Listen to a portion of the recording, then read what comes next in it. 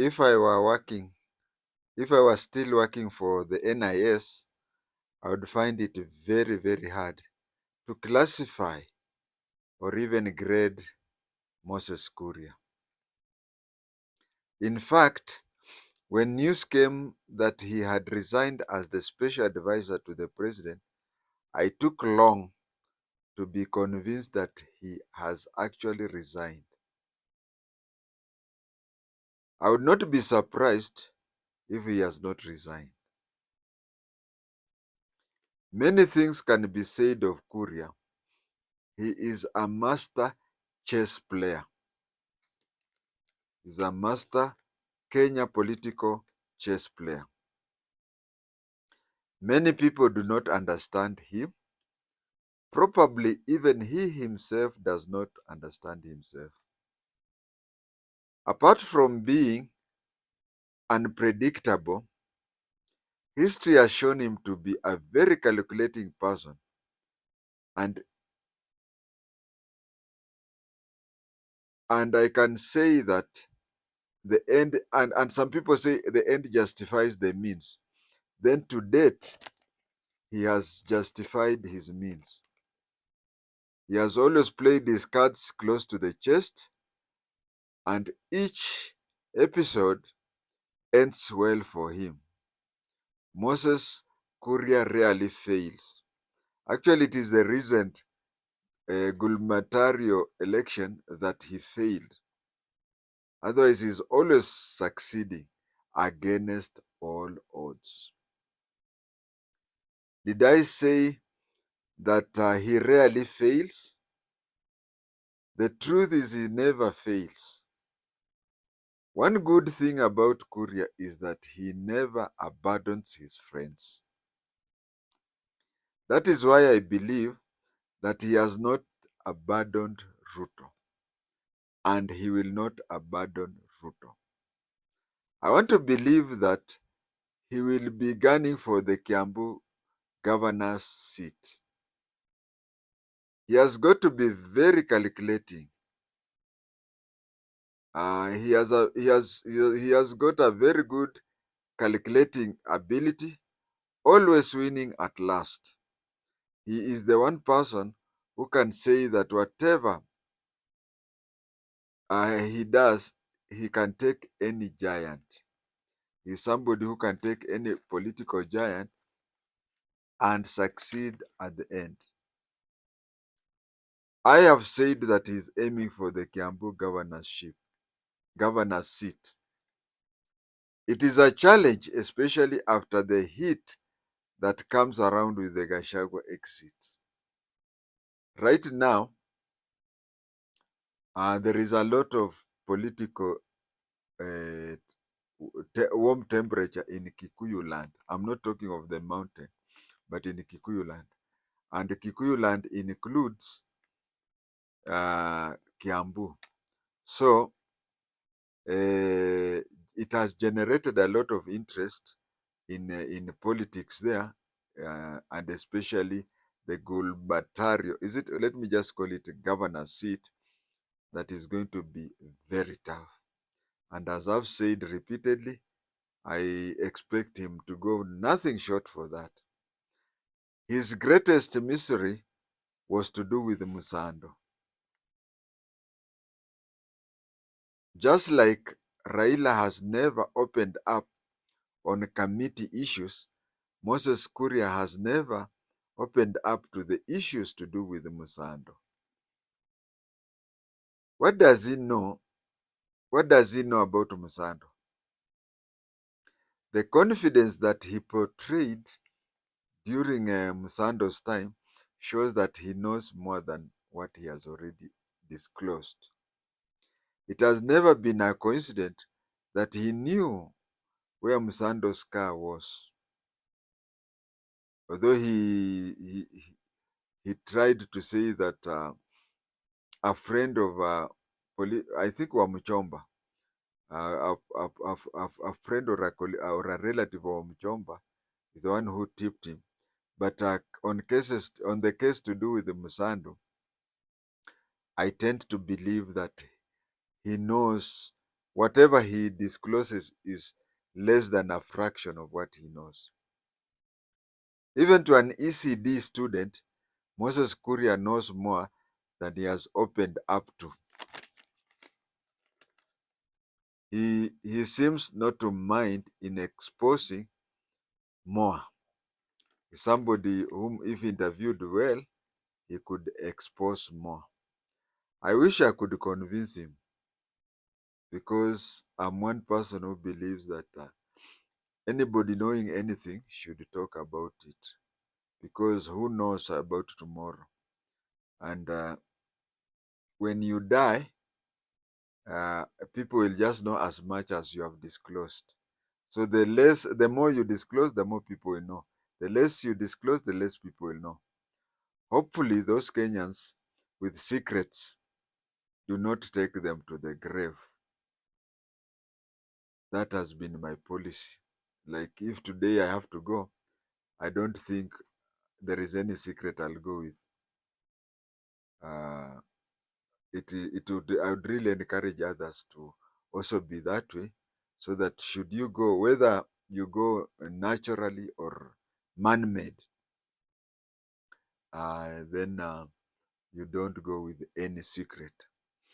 Yes, he wants time to lay down the groundwork.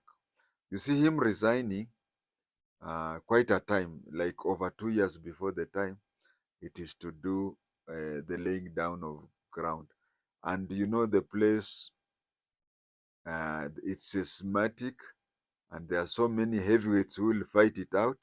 So I think him freeing his hands free in time to start his groundwork early, I think that is what he's going to do. But timing has a problem. Timing has a problem. When you start very early, it is bad, and you start very late, it is bad. So it needs a wise person to know which is the appropriate time. It may be a challenge to vote for a Ruto supporter in Kiambu and other Kikuyu area. And I'm saying that Kikuyu area, not Mudima area. I said may, if you can remember. Yes, it may be a challenge. So I've used the word may.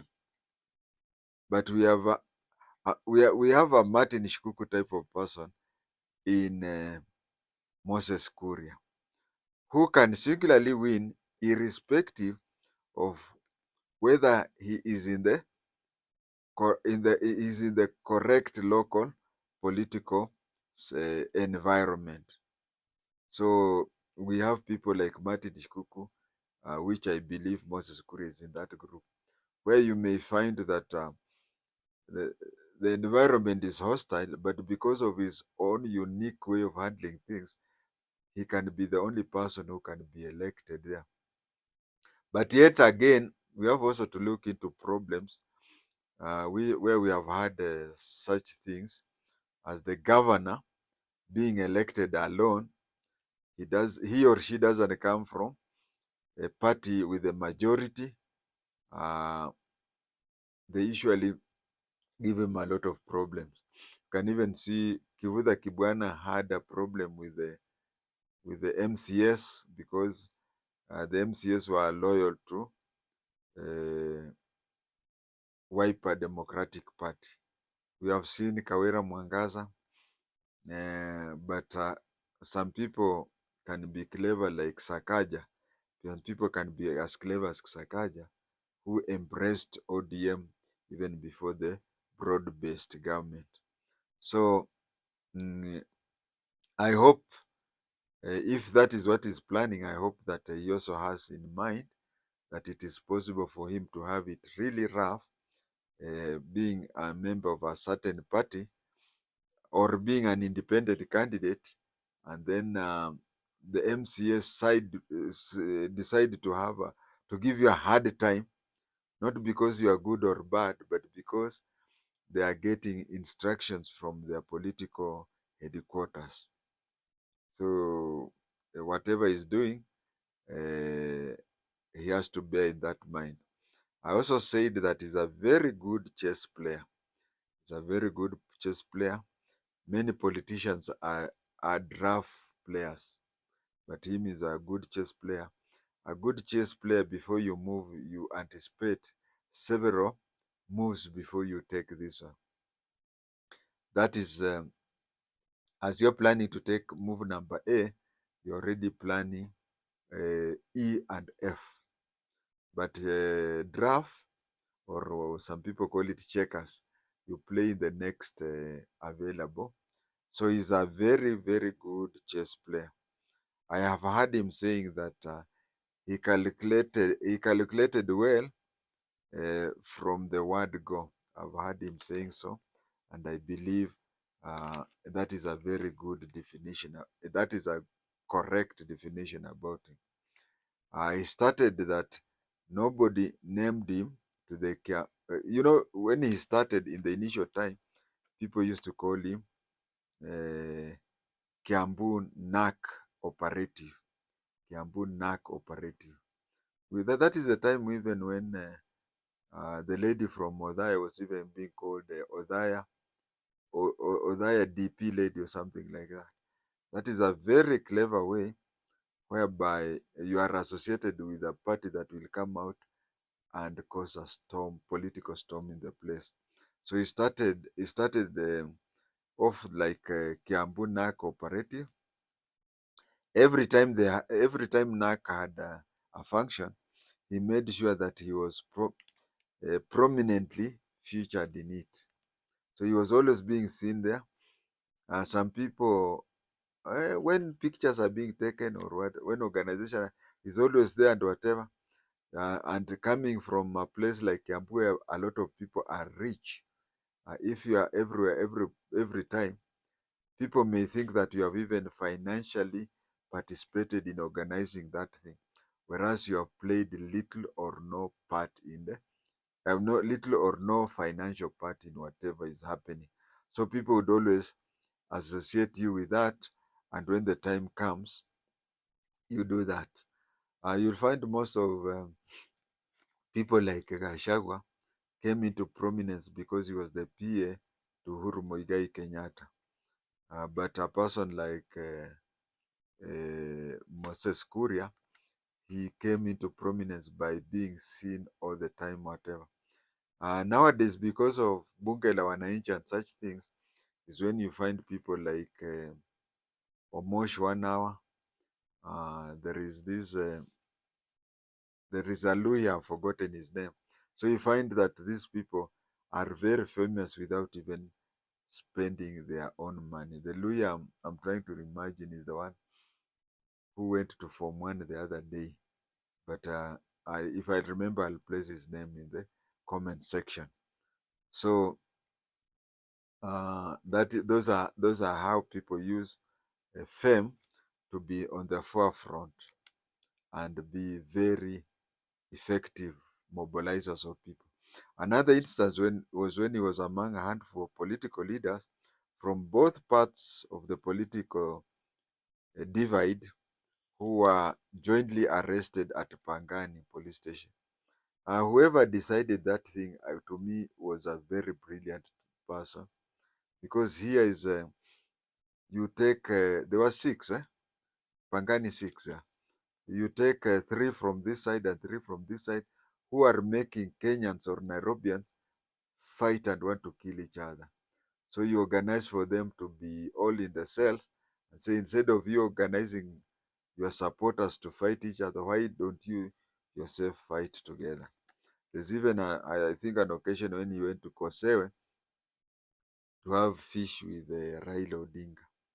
He's a very good political operative. My view on his possibility and capability of winning the Kiambu seat, that I believe that this position or any other position that he may choose is his to lose. Is his to lose. He can fight and win over a very powerful and financially stable politician simply. I have heaped praises on him and one may wonder why he didn't win the last time. First of all, there was a high, there was a high turnout. There was a high push by UDA. I think UDA, the way it had come during that time, it was anybody standing on its way would have been wiped out. I think he came up with one of these small parties. Those are the people like Sisi kwa Sisi. And although he had the last laugh, because if you look at a person like Gachagua, Gachagua didn't come up with a party, so it was another politician. But when it came to the time for Ruto to reshuffle the cabinet, those who brought in their parties had a sort of some safety net. So I'm saying that him having learned from his mistake in 2022, he could use it for the next election in 2027. I may be repeating myself, but he uses the number 21 law of Robert Greene's 48 laws of power. And the law number 21 says, appearing less intelligent than you are. Sincerely, have you ever monitored Moses Kuria? He looks like crazy. He looks like whatever. He looks like somebody. Uh, that is how he uses that. He say appearing less intelligent than you are, because people may question his intellectualism, but he's very intelligent. So he's appearing less intelligence than what he is. When you appear smarter than those around you, then they see you as a threat, leading to distrust and defensiveness. And you're also picked out, and you're picked out, and it is noticed that you are a threat to them, and all of them turn against you. But instead, if you're in such a place, you play dumb. You play dumb, let the others feel superior. You see, and that is the system, that is the tactic that I think Moses Kuria is using. You see, people try to think of him crazy. People think ABCD, and then when they are allocating their resources, their missiles, their whatever, to fight really big wars, they don't consider him. They don't consider him. They consider others. Say, hii ni kitu kidogo. But you see, that is the 21st law of in that there are 48, but the 21st says, pretend you are so weak and whatever. That one also applied in Meru. That one also applied in Meru during Kawera Mwangaza's win of the seat. Because in Meru, everybody except Kawera Mwangaza herself, everybody knew that Meru was a fight between Munya and Keraito Murungi. And then they really fought against each other, not knowing that Kawera Mwangaza had utilized the 21st law. For you to remember, I'm repeating it so that you can remember all the time.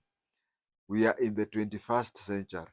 So it is 21st law of the 48 laws of power, which says that appear to be weak so that the others underestimate you to their own problems. Because if you show out that you are very powerful and whatever, all of them will gang against you. But if you use the system like Kawera Mwangaza, whatever, all attention was seen. She was just seen as somebody who would appear on the ballot paper.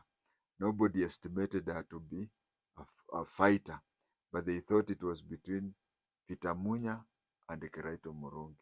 Unfortunately, they both turned against her, and that led to her impeachment. Viewers, that is the lesson for this episode. Thank you.